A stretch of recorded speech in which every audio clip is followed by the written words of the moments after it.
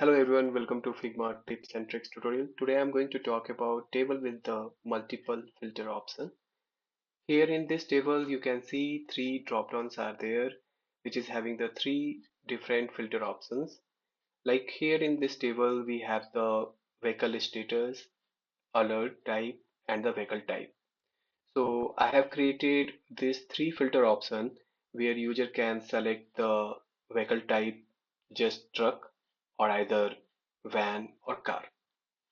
So same way if they want to filter the data for the status like en route, available or out of service.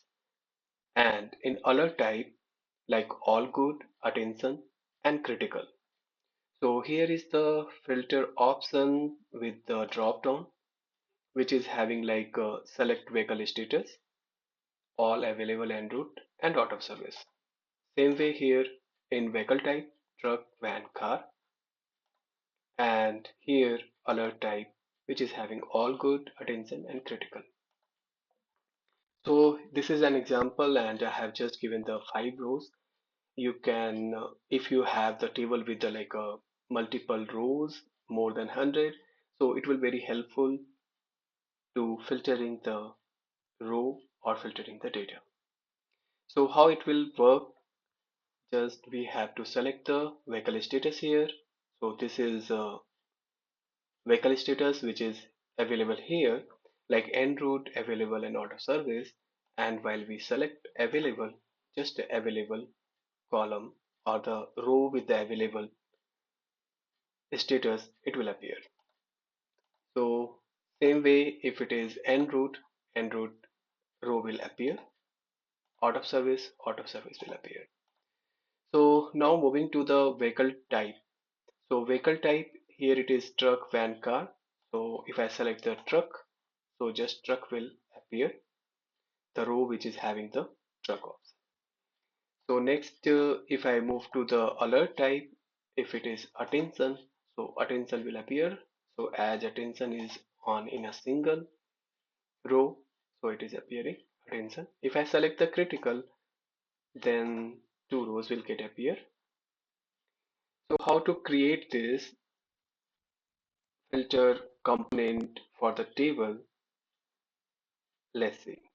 So before that, I have created this filter option, a single filter option for the table in a previous video, which was very easiest way, like creating the Boolean variable and attach with the row.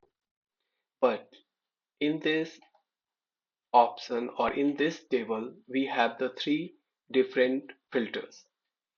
So we have to create the Boolean variable but not a single one which is like en route or available kind of.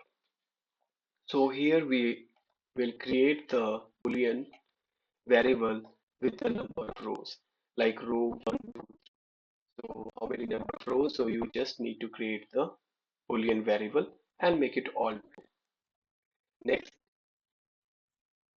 once it is all true, what we need to do, suppose this is a alert type, this one. So what we have to select here, open, and this is all good. So come to prototype, on click, and you can see all good means the row 1 which is having the all good option will get true, and remaining, okay, row 3 is also having the all good, so this both will get true and remaining all false as the previous video, the same trick. But here the change is we are creating variable for rows, and according to our availability here, like in this drop down, all good is available on a row 1, row 2, so this both row will get appear.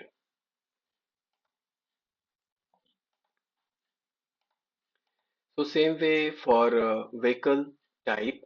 So in vehicle type, if it is a truck, so you can see truck is in row 1, row 4 and 5.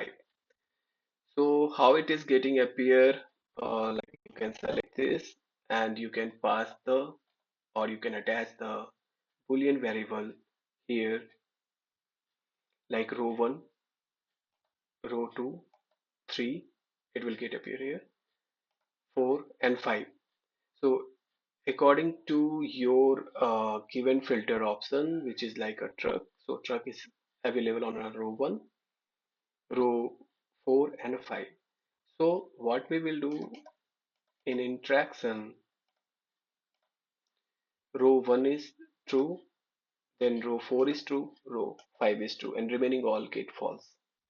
So this is the simplest trick which we can use here to create the multiple filter. So like in previous video, one more trick is given for the selected row count.